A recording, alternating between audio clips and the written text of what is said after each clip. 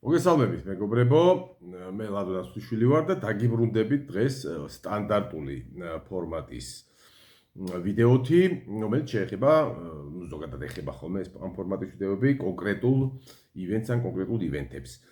რაც შეეხება ჩემს ბოლო ვიდეოს ფორმატით მეცაც გეტყვით, ამ ფორმატის ვიდეოები რა თქმა უნდა პერიოდულად იქნება. შეახსენებთ, რომ ეს ფორმატი წარმოადგენს კონკრეტულ თქვენს დასმულ შეკითხვებზე პასუხებს და არა რაღაც კონკრეტულ ივენტს ან კონკრეტულ ღონისძიებას.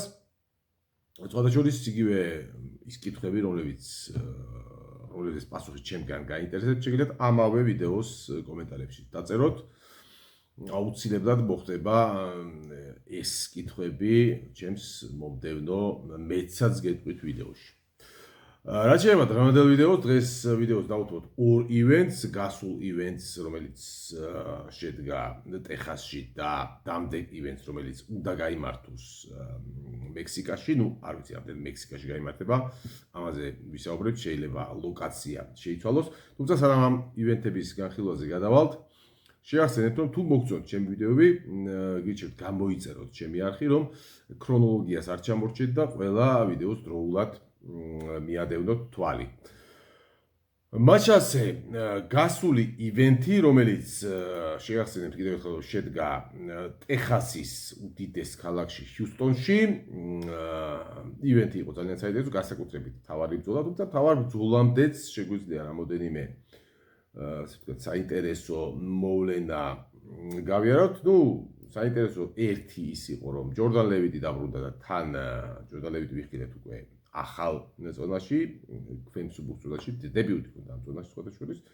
წარმატებით ჩაიარა ეს დებიუტი, ჩაატარა ასე ვთქვათ ეს ბრძოლა, სადებიუტო ბრძოლა ჯორდან ლევიტმა, იქიდან გამომდინარე, რომ ახალგაზრდა დაუმარცხებელ პროსპექტს ძლია, გასაგებია რომ ეს ბრძოლა არ იყო მაინც ისეთი სანახაობრივი და გასაგიჟებელი, მაგრამ ასე თუ ისე იადიერ დელ ვალე ითვლებოდა და იყო კიდეც დაუმარცხებელი და საინტერესო პროსპექტად ამოასრულა ითვლებოდა.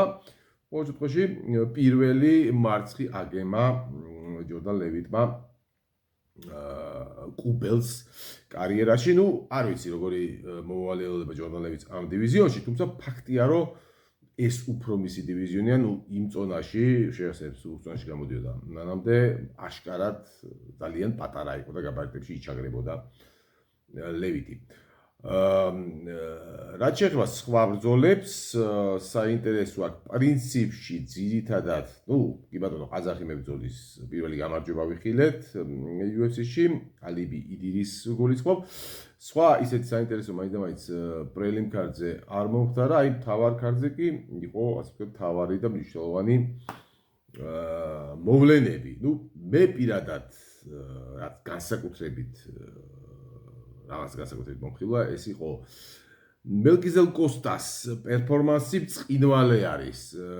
კოსტა თავის ბოლო ბრძოლებში ზოგადად ძალიან კარგი სერია წამოიწყო ამ ბიჭმა, რომელიც აშკარაა რომ ვითარდება დროთა განმავლობაში, საწყის ეტაპზე კარიერის ასეთ კარგი არ იყო. ამჟამად შეახსენებთ 6 მოგებიანი სერია, თან აქედან 4 არის სხვადასხვა აიდის და გემოვნების ვადამდელი გამარჯვებები.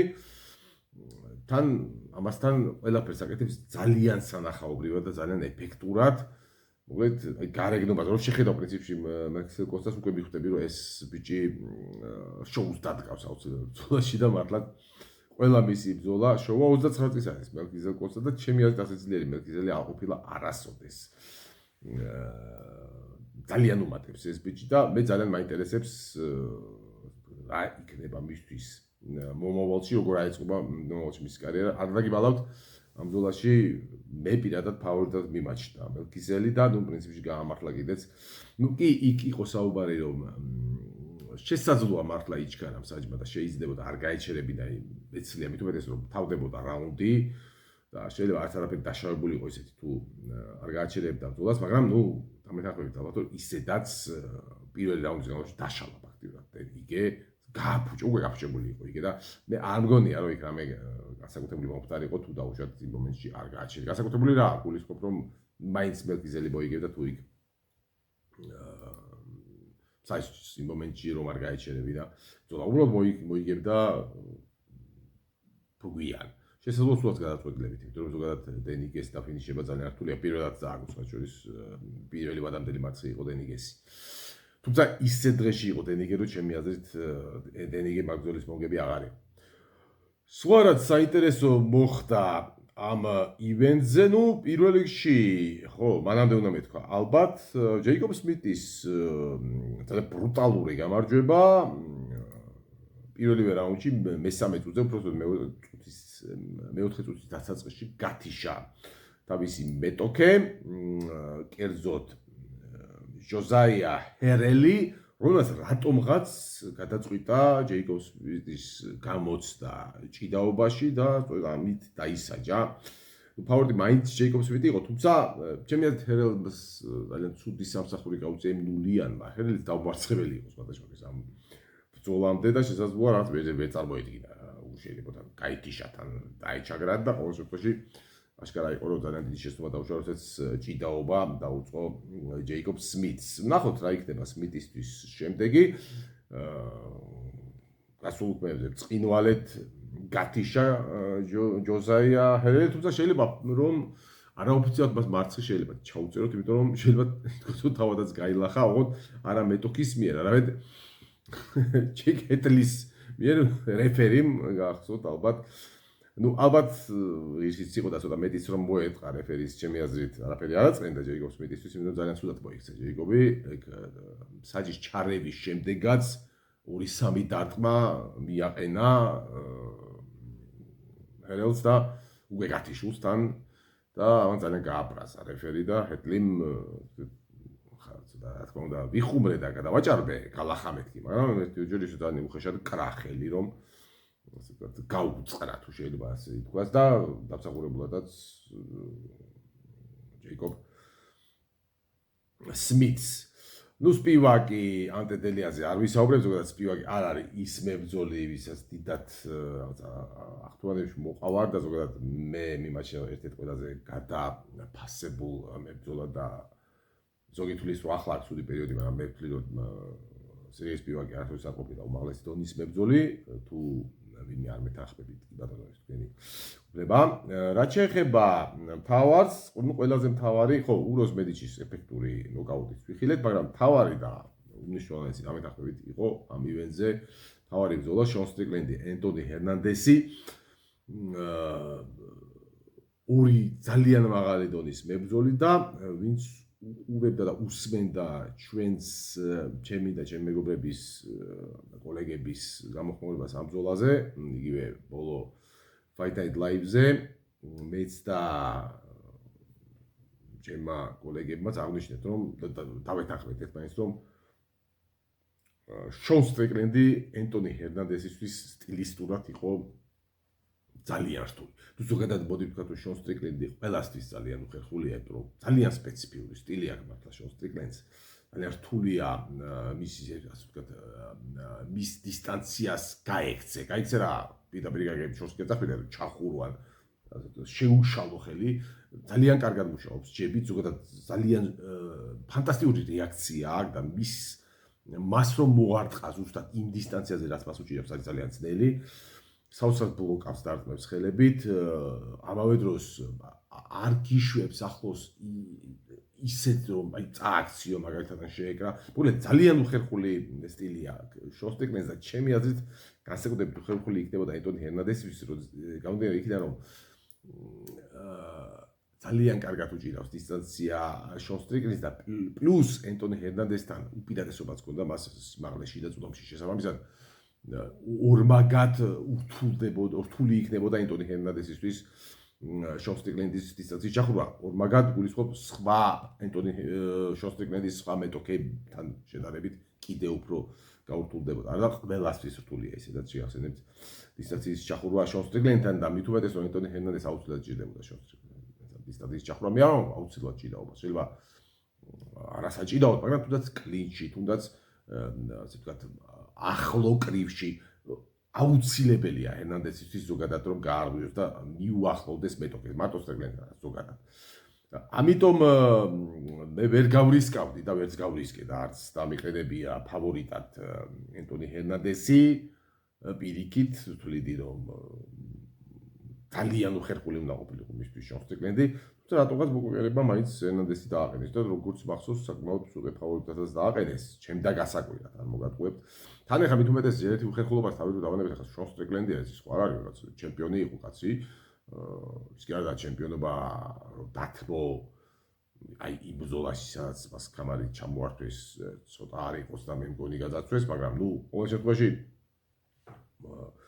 ასეთი ანდერდოგი ჩემი აზრით ისედაც არ უნდა ყოფილიყო სტრიკლენდი ჰერნანდესი აი თუნდაც სტილისტური რაღაცების რო თავი დავანებოთ მათი სტატუსებიდან გამომდინარე ჩემი აზრით დამეტანი მოუვიდათ და ძალიან ჩამოწერეს შონ სტრიკლენდი რა შეიძლება ენტონი ჰერნანდესი აი ამ ბრძოლაში გამოჩნდა მithქვავს არაერთხელ რომ ენტონი ჰერნანდესი ცოდოა ამ ზონისთვის ცოდოა იმას გულისხმობს ძალიან პატარა ამ ზონაში და ნუ რაღაც უნაღლესი მწვერვალებისთვის ბრძოლა გაუჭირდება ნუ აი ხამზა ჩიმაევთან მე ვერ ვხედავ ახლა ალბათ ნუ ყოველ შემთხვევაში კარგი ხანი ვერ შეხვდება მაგრამ მე ვერ ვხედავდი ენტონი ჰერნანდესის შანსებს მიუხედავად იმისა რომ ფურცელზე თქოს ჩვენი შანსებია ჩვენი ვაჭიდაობს ძალიან ძნელია ის დააზიანო პირიქით დააზიანებ უფრო ბრაზდება და თითქოს უფრო გიბრუნდება მაგრამ იმდენად დიდია მასზე ფიზიკურად და იმდენად ძლიერია ხამზადი რომ ამ თამაშში ახლო თამაში თუ შეიძლება ასე ვთქვა მე არ ვიცი რა შანსი შეიძლება ქონოდა ენტონი ჰერნანდესი არადა ჰერნანდესი რო ჩავიდეს ერთი ზონით დაბლად ჩემი აზრით სერიოზულ ამბებს დაატრიალებს და ჩასვლაც არ გაუჭირდება ენტონი ჰერნანდესი აწონვებზე რო დავაკვირდი აი აწონვებზე რო გამოვიდა იქ ეტყობოდა რომ ისეთი ქონდა იქ სხეულში რაღაც გარკვეული გრამები რომლებიც კიდე შეიძლებოდა დაეკლოდა არ ვიცი რატომ არ აკეთებს ამას ჩემი აზრით თუ საჩემპიონო ამბიციები თუ აქვს მე მგონი ჯობია რომ ჩავიდეს მიუხედავად იმისა რომ ქვეშ საშუალო ზონაში ახლა ძალიან დიდი კონკურენციაა და ნუ ერთ-ერთი ყველაზე კონკურენტული დივიზიონია ამჟამად მე ვფიქრობ რომ მაინც ენტონი ჰერნანდესის იქ უფრო მეტი შანსი აქვს ვიდრე საშუალო ზონაში მე მგულისხმობ საჩემპიონო შანსებს და თორე ტოპ მებრძოლი აქაც იქნება უნებრივია ენტონი ჰერნანდესი პრინციპში ეს იყო ხო ნუ ერთი რაც შეგვიძლია ცოტა კიდე წავისაუბრო შონ სტრიკლენდის მომავალზე შონ სტრიკლენდმა ნუ ამ ბრძოლით ალბათ დამეთანხმებით რომ სრულად დაიმსახურა გაინაღდაო ვერ ვიტყვი იმიტომ რომ რას როდის მოიფიქრებენ ზოგადად UFC-ის ბოსები და რა ბრძოლებს ჩანიშნავენ კაცმა არის მით უმეტეს რომ იქ ისედაც ხა მოდი ვთქვათ პირდაპირ თვითონ ჰამზატიც გაუკვეველია იბრძოლებს მალე არ იბრძოლებს მალე დაისვენებს რაღაცა ხო და ამიტომ რთულია ზუსტად თქვა მაგრამ ის რომ დაიმსახურა შონ სტრიკლენდმა საკუთარ ბრძოლა მე მგონი ამაზე თანხდები და მას პრინციპში ამაზე ყველა თანახმა რა შეიძლება მოხდეს რა თქმა უნდა ყველაზე ესეთი არის ასე ვთქვათ მოსალოდნელი და ალბათ მოთხოვნადიც და საინტერესოც და უნდა ყველა მაყურებელს ეს არის სტრიკლენდისა და ჩიმაევის დაპირისპირება თუ დაუშვათ ჩიმაევი აპირებს რაღაც მკურნალობასთან დასვენებასთან რაღაცა შესაძლოა ანდროებით ან ვაკანტურ კამარზე იბრძოლოს ისევ და ისევ შონ სტრიკლენდა და მაშინ ალბათ რაც ლოგიკურია და ლოგიკურია აუცილებელია მისი მეტოქე ამ ბრძოლაში იყოს უკვე ნაცნობი იმავოვი ნახოთ როგორ განვითარდება მე მგონია რომ საკმაოდ მალე ჩვენ გავიგებთ რა ასე ვთქვათ იქნება შემდეგი სატიტულო ბრძოლა ვის და ვის შორის იქნება შემდეგი სატიტულო ბრძოლა საშუალო ზონაში ეს რაც შეეხება ჰიუსტონის კარტს და არც ის შორტ ტეხასისიდან მექსიკაში უნდა ჩატარდეს მომდევნო ივენთი თუმცა აი მექსიკაში ჩატარდება თუ არა ბოლო ასე ვთქვათ მოვლენებიდან გამომდინარე რომლებიც ასე ვთქვათ დატრიალდა მექსიკაში უშუალოდ ამ თემას ჯერ კიდევ კითხვის ნიშანი აქვს დასმული. თუმცა მექსიკაში ჩატარდება თუ არ ჩატარდება, ივენთი ჩატარდება, უბრალოდ შესაძლოა არ ჩატარდეს მექსიკაში და ჩატარდეს არც. ისე ტეხასში, ან სადმე სხვა რომელიმე ამერიკის შეერთებული შტატების შტატში. გადავიდეთ ამ ივენთზე, ოღონდ სანამ გადავალთ დამდეგ ივენთზე, კიდევ ერთხელ შევახსენებთ, რომ თუ მოგწონთ ჩემი ვიდეოები და თუ გსურთ, ასე ვთქვათ, live რეჟიმში, თუ შეიძლება ასე ვთქვას, მიყვეთ ქრონოლოგიურად ჩემს ვიდეოებს, გამოიწერეთ აუცილებლად ჩემი არქივი. მაშინ ასე მივადექით მექსიკის ქართს. ხო, შევთანხმდეთ, რომ ჯერჯერობით მექსიკის ქართად მოვიხსენიოთ, მიუხედავად ყველაფერი იმისა, რაზეც ვისაუბრე. რა გვაქვს საინტერესო პრელიმ ქართზე? ხო, პირველ რიგში გეტყვით, რომ კრის მოუტინიო ბრუნდება მებრძოლი, რომელსაც როგორც წესი იძახებენ ხოლმე UFC-ში, მაშინ როცა რომელიმე საინტერესო პროსპექტმა საჭიროა ვინმე ეფექტურად გათიშოს. შეგახსენებთ პირველად კრის მოუტინიოს დაუძახეს UFC-ში და მისი სადებიუტო ბრძოლა იყო შონ ომალისთან, ну საჭირო იყო მაშინ შონ ომალის ვიღაც ეფექტურად გაითიშა და შონ ომალი წინვალედ გაართვა ამ დავალებას თავი, მართლაც ეფექტურად გათიშა კრის მოუტინიო. ბუნებრივია, ახლა მარტო ამ ერთ ბრძოლაზე არ მოაწერდა ხელს მოუტინიო და მას, ასე ვთქვათ, ინერციით მეორე ბრძოლაც ასე ვთქვათ, ჩაუნიშნეს, აი ამ ბრძოლაში სულ არ იყო აუცილებელი, რომ გათიშული იყო, თუმცა ისევ გაითიშა. მოუტინიო, ну გაითიშა რა, ტექნიკურად გავდით წააგო, მაგრამ წააგო არგენტინელ მეტოქესთან გვიდო კანეტისთან, რომელიც ამ დროს, როდესაც მან მოუტინიო გათიშა, იყო 43 წლის, ну ამიტომ გულისხმობ, რომ მიუხედავად იმისა, რომ როგორც წესი მისი ფუნქცია მოუტინიოში არის, რომ გაითიშოს ხოლმე, ამ ბრძოლაში არ იყო ნამდვილად აუცილებელი გათიშულიყო, მაგრამ 43 წლის არგენტინელმა დააფინიშა. ის თან დააფინიშა პირველივე რაუნდში. ну ამის მერე მის ფუნქცია მას აღარ ჰქონდა UFC-ში, წავიდა ორგანიზაციიდან, სხვა შორის ორგანიზაციის გარეთ, სხვადასხვა ორგანიზაციებში, საკმაოდ UFC-ს გარეთ. საკმაოდ კარგად გამოდიოდა, წარგება არ ქონდა, 4 ბრძოლა ქონდა, 4-ვე არა 5 ქონდა ბოდიში და 5-ვეში გაიმარჯვა და სხვადასხვა 5-ვეში ვადამდე. თუმცა დასჭირდა ორგანიზაციას შარშან ივნისში და კვლავ დაუძახეს, ну ამჯერად მალკოლმ ველმეიკერს უნდა გაითიშა აუცილებლად ვიღაცა და მშვენიერი კანდიდატურა იყო ამისთვის კრის მოუტინიო. პირველი რაუნდში ბრუტალური ნოკაუტით მალკოლმ ველმეიკერმა გათიშა, რა თქმა უნდა, ის მოუტინიო და მოუტინიო ახლა უკვე ისევ ინერციით მომდევნო ბრძოლას ატარებს, არ ვიცი ამ ბრძოლის მე ისევ დატოვებს თუ არა UFC-ს. ყოველ შემთხვევაში ამ ბრძოლაში მისი მეტოქე იქნება კრისტიან კვინონესი. ვერ ვიტყვი რომ აუცილებელია მოუტინიო მაგას წააგოსო, მაგრამ საერთოდ არ გამორიცხული, მით უმეტეს რომ კვინონესი არ არის ცუდი მებრძოლი, თან შეახსენეთ მექსიკელია და ივენთის, ну წესით მექსიკაში უნდა ჩატარდეს, ასე რომ საკუთარ კედლებში შეიძლება უფრო მეტი აღმაფრენით იბრძოლოს კვინონესმა და მოკლედ ნახოთ. ბოლო-ბოლო მოიგებს მოუტინიო მეოთხე მცდელობაზე UFC-ში ერთ ბრძოლას მაინც თუ კვლავ გაითიშება. ეს რაც შეეხება მოუტინიოს, ვაგრძელებთ რა ხდება საინტერესო პრელიმ ქართში. პრელიმ ქართში საინტერესო ჩემთვის არის ყოველ შემთხვევაში მეისი ჩისონსა და ალი პერეს შორის ბრძოლა. პერეს შეეხება ეს არგენტინელი გოგონა, რომელიც ძალიან კარგ სერიაზეა სხვათა შორის, გამარჯვებების სერიაზე და ზოგადად ძალიან კარგი რეკორდი აქვს, 12 გამარჯვება და 2 მარცხი. ამ 2 მარცხიდანაც ერთი აქვს დისკვალიფიკაციით და მხოლოდ ერთხელ წააგო, რასაც ქვია ბრძოლაში წაგებით, ასე ვთქვათ, სტეფანი ეგერმა ზურიდან მარყუჟით მოუგო მას UFC-ში, UFC-ს სადებიუტო ბრძოლაში, თუმცა ამის შემდეგ ძალიან კარგი სერია აქვს. ალინ პერეს 5 მოგებიანი სერია აქვს და ეს ის გოგონაა, ცოტა არა ცოტა. საკმაოდ ორიგინალურად რო აღნიშნავს ხოლმე გამარჯვებას და ძალიან მიმზიდველად, მეცაც გეტყვით. და შეიძლება ითქვას, რომ თავარი ტესტი აქვს. ახლა კი ის 5 მოგებიანი სერია, მაგრამ მეისი ჩისონის დონის მეტოქე ჩემი აზრით მას ჯერ არ დაუმარცხებია, იგი მას ყავს დამარცხებული ჟოსელინ ედვარდსი, რომელიც სხვათა შორის ტეხასის გარჩევში გამოვიდა და ძალიან კარგადაც. მაგრამ ჟოსელინი მაშინ მაინც ჯერ კიდევ, ასე ვთქვათ, ისე გაზრდილი არ იყო ჟოსელინ ედვარდსი, სხვათა შორის იზრდება დღითი დღე ძალიან საინტერესოა და ალბათ წინა ივენტზე რო საუბრობთ, მასწეც უნდა ვესაუბრა, მაგრამ მომიტევეთ. ეს დივიზიონი ზოგადად ძალიან საინტერესოა იმ მხრივ, რომ ეს დივიზიონი შეახსენეთ დატოვა ამანდა ნუნეშმა და ასე ვთქვათ, ამ დივიზიონს ესტუმრა და ჩემპიონი გახდა კაილა ჰარისონი, თუმცა როგორც ვიცით, ფაქტიურად როგორც ვინმე დროებით მაინც კაილა ჰარისონმა დატოვა ეს დივიზიონი, ვინაიდან ჯანმრთელობის პრობლემები შეექნა, ოპერაცია გაიგეთა კისერზე და ამიტომ კარგახანი ვერ იწოლებს. ასე რომ ამ დივიზიონში ჯერ ყველაფერი არეულია. არეულია გულისხმობ იმას, რომ ძალიან არ ყავს ამ დივიზიონს დომინანტი, არათუ ჩემპიონი, საჩემპიონო ჩემპიონი კი ყავს, ჯერ კიდევ კაილა ჰარისონია ჩემპიონი, მაგრამ მე დაიცავს კაილა ჰარისონი და ალბათ მოუწევს კამარი დათმოს და ვაკატურად გამოაცხადოს და აი პრეტენდენტები ძალიან ბევრი შეიძლება იყვნენ, იმიტომ რომ აქ აი ამ ორი მებრძოლის, ხსენებული მებრძოლის გარდა გულისხმობ ნუნეს და კაილა ჰარისონს, რაღაც გამოკვეთილ ლიდერს ვერ ვხედავთ.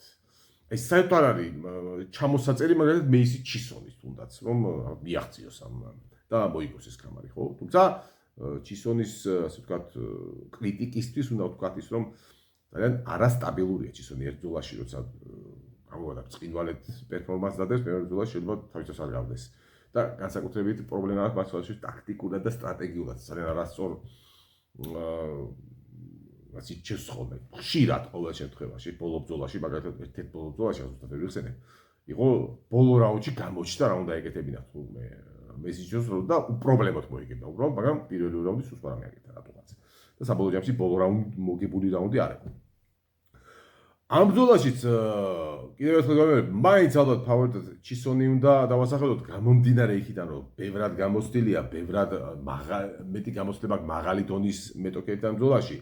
აილენ პერეს ახლა გამოცდილება არ აქვს მაღალ დონეზე, მაგრამ იგი ისევ და ისევ ჩისონის არასტაბილურობიდან გამომდინარე, მაინც მე ვიტყვი რომ საბოლოო ჯამში მაინც საკმაოდ თავარი შანსები აქვს მებრძოლებს. აილენ პერესი ძალიან კარგი მეომარია, არგენტინელია შეგახსენებთ და მეისი ჩისონმა თუ მოახერხა და თავისი დისტანცია თუ იგზნოდა თუ დაიჭირა, მაშინ ძალიან გაუჭირდება არგენტინელს და დიდი ფავორიტი იქნება ჩისონი, მაგრამ თუ აი ეს გეგმა აევია მეისის, მაშინ ძალიან რბილად თქვენ იბნევა ხოლმე. ეს გოგონა თითქოს თვითონ ვერ ხვდება რა უნდა გააკეთოს. ასე რომ საინტერესო ბრძოლაა სხვათა შორის, კიდევ ერთხელ გავიმეორებ, მით უმეტეს იქიდან გამომდინარე, რომ აქ რა მოხდება ამ დივიზიონში და ვინ აღმოჩნდება მთავარი კონტენდენტი და მთავარი საჩემპიონო, ასე ვთქვათ, ჩემპიონობის მთავარი პრეტენდენტი, ჯერ კიდევ კაცმა არ იცის, კიდევ და ისევ იქიდან გამომდინარე, რომ აღარ არის ამ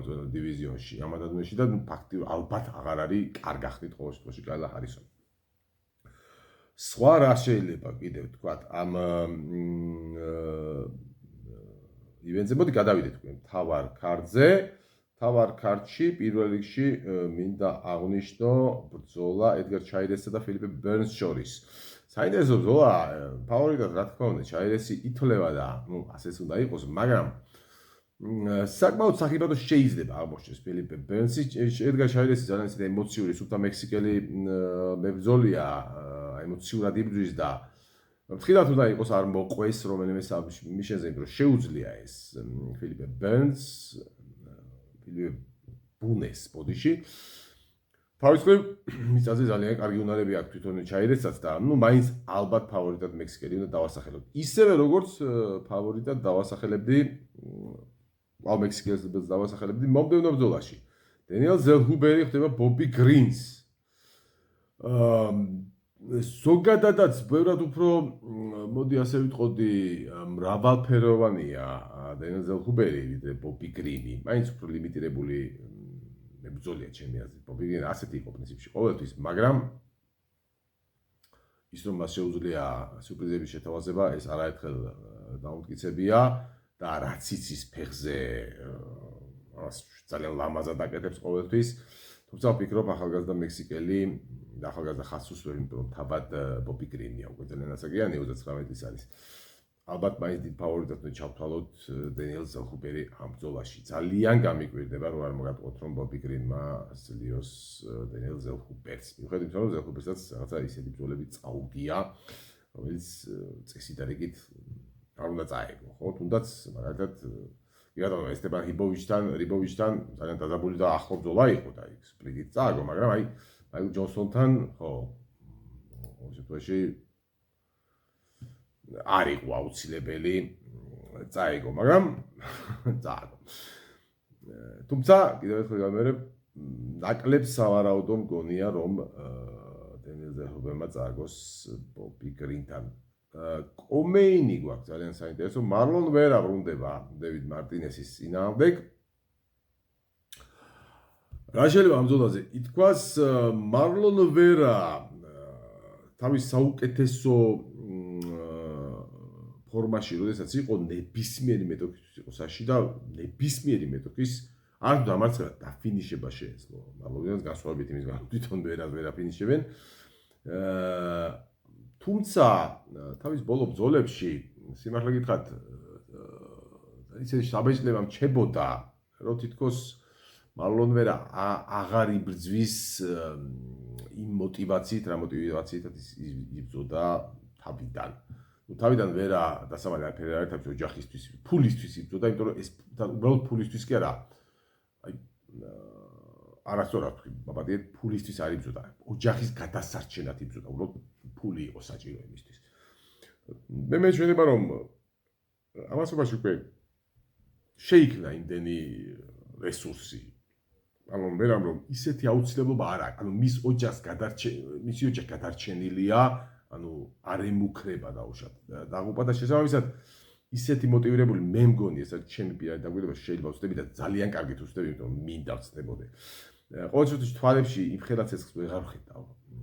ვერას თვალებში და ისეთი რაღაც საბეჭდება შეება, რომ უბრალოდ აი სამსახურში რომ დადის თითქოს აი ისეთი განწყობით იბრძვისო. მარლონ ვერა მე ძალიან მინდა ვწდებოდე. მით უმეტეს რომ მეტოქე ყავს ფინიშერი, ერთად გამოხატული ფინიშერი, წამოვიდეთ 13 მოგებიდან დავით მარტინესს აქვს 10 ნოკაუტი და როგორ და ნოკაუტით როგორ უნდა მოუგო მარლონ ვერას მე ვერ წარმომიდგენია. ასე რომ იდეაში თუ ვერა იქნება ნამდვილი ვერა და თუნდაც აი მიახლოვებული იმ ნამდვილ ვერასთან, ჩემი აზრით ვერას დამარცხება დავით მარტინესს უბრალოდ არ შეუძლია.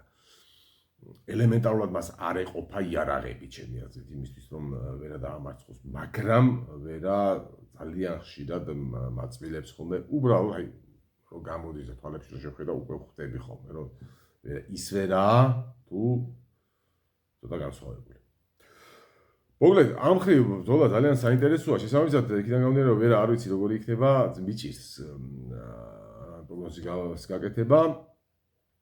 და მივოდებით ბოლო ბრძოლას, თავარ ბრძოლას ბრენდონ მორენო ლონერ კავანა ინგლისელმა შეახსენეთ რომ ასო ალმაბაევიჩა ან ასო ალმაბაევს უნდა შეხედოდა ბრენდონ მორენო და ალმაბაევი ტრავმის გამო ჩაეხსნა და მოულოდნელად ძალიან კარგი შანსი მიიღო ლონერ კავანამ. გამარჯვების შემთხვევაში ძალიან მაღლა აღმოჩნდება, თავადაც ხვდებით ალბათ.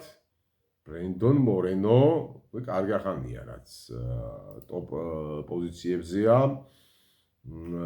უცუბუკეს ზონაში რაღა ტოპ პოზიციებზე ჩემპიონიც იყო და პირველი კონტენდერის კარგი ახალი მინდა გითხრათ. ბრენდონ მორენო ამჟამად მორენო არის მე-6 ნომერი და ფაქტიურად ტოპ 5-ს მიუკაკუნებს გამარჯვების შემთხვევაში ლონერ კავანა, რომელიც ამ წუთას მე მგონი საერთოდ ნომეროა თუ სწორად, კი, ნომერი საერთოდ აქვს. ანუ ტოპ 15-ში არ არის წარმოგიდგენთ ლონერ კავანა, თუ არ მეშლება, ხო არა არ მეშლება. და მოულოდნელად თავს ამოყობს სადღაც დაახლოებით კიოჯი ჰორიგუჩისთან. დავად განსაჭეთ. თუ რა თქმა უნდა თუ მოუგო ბრენდონ მორენოს, რაც ნამდვილად არ იქნება მარტივი. თუმცა მეორეს მხრივ ბრენდონ მორენო არის ძალიან სპეციფიური მებრძოლი. ბრენდონ მორენოს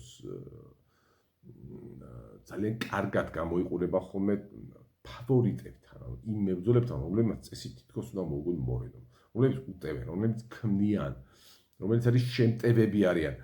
აი ასეთ მებრძოლებს ძალიან ადვილად უფუჭებს, ასე ვთქვათ, გეგმას ბრენდონ მორენო, საერთოდ იდეალურია მორენოსთვის მეორე ნომერი, საერთოდ არ უნდა პირველი ნომერი არასოდეს ყოველთვის ცდილობს რომ იყოს ასე ვთქვათ, ჩრდილიდან უტყას თუ შეიძლება ვთქვათ და აურიოს მეტოქის გეგმას, თვითონ კი არ დაწეროს რამე გეგმა, მეტოქის გეგმა ჩაშალოს და ეს ზოგადად კარგად გამოსდის და ლონერ კავანა მე მგონი ისეთი მებრძოლი არ არის. ლონერ კავანასთვის თვითონაც ცოტა ისეთი შეუპოვარი ქაოსური ბრძოლაა. კარგი და მე ვფიქრობ რომ აი კავანასნაირი უკეხი ქაოსში რო ეძებენ გამარჯვებას და აი უბრალოდ წინსვლაში რო ეძებენ გამარჯვებას აი ასეთი მებრძოლი ზოგადად მაინც გემრიელი ლუკმა არ უნდა იყოს ბრენდონ მორენოს სტილის მებრძოლისთვის. თუმცა, რა თქმა უნდა, ფავორიტად კავანას დასახელება ალბათ მეტისმეტი იქნებოდა, მაგრამ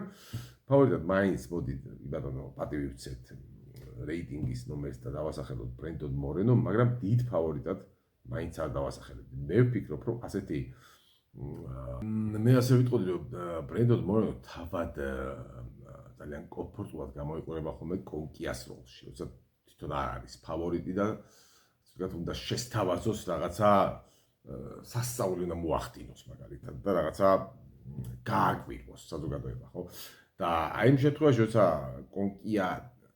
კონკიას როლში დგას მისი მეტოქეა კონკიას როლში, ამ შემთხვევაში რაღაც დამაჯერებელ და ისეთ აი წამყვან როლში მყოფ ბრენდონ მორენოს ბრძოლაში მე ვერ ხედავ ხოლმე ყოველ შემთხვევაში.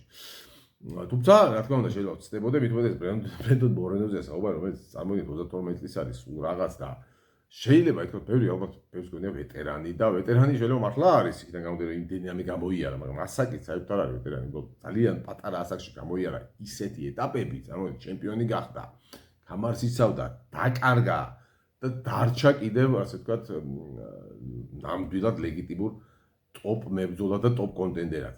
ასე რომ, რა თქმა უნდა, ასეთ გამოსცილდა, ასეთ მაღალი კლასის მებრძოლს, მხოლოდ იმიტომ, რომ დაუშვათ მას უყვარს მეორე ნომრობა და დიდად დომინანტი არ არის ხოლმე, მხოლოდ ამ მიზეზით ჩამოწერა კავანასთან არავითარ შემთხვევაში არ შეიძლება პირიქით. კიდევ ერთხელ გამერე, მაინც ფავორიტად უნდა დავასახელოთ ალბათ ბრენდონ მორენო. უბრალოდ მე მას დიდ ფავორიტად არ დავასახელებდი ყოველ შემთხვევაში და ვთქვი, რომ შეიძლება კავანამ გაგვაკვირვოს და რაღაც სურპრიზი შევხვდოს.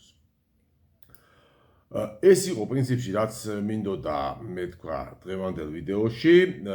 შეახსენებთ, რომ თუ მოგწონთ ჩემი ვიდეოები, გამოიწერეთ ჩემი არხი და ჩემ არხზე შეხვდებით არა მარტო ამ ტიპის და ამ ფორმატის ვიდეოებს, რომელიც კონკრეტულ ივენტს ან ივენტებს შეეხება, არამედ კიდევ ფორმატს მეცაც გეტყვით, რომელსაც ჩემი აზრით საკმაოდ კარგი დებიუტი ჰქონდა გასულ კვირას, თუ სწორად მახსოვს. და ძალიან მალე იქნება შემდეგი ასეთი ფორმატის ვიდეო, სადაც კლავ, როგორც ყოველთვის, მთელი ვიდეოს განმავლობაში დრო დაეთმობა თქვენს კითხვებზე პასუხის გაცემას, ამიტომ შეგიძლიათ ამ ვიდეოს კომენტარებში მომწეროთ ის კითხვები, რომელზეც გნებავთ, რომ პასუხი გავცე უკვე მაშინ, როდესაც მეცაც გეტყვით. დღეისათვის ეს იყო, კარგად გრძანდებოდეთ და იყავით ჯანზე. Aber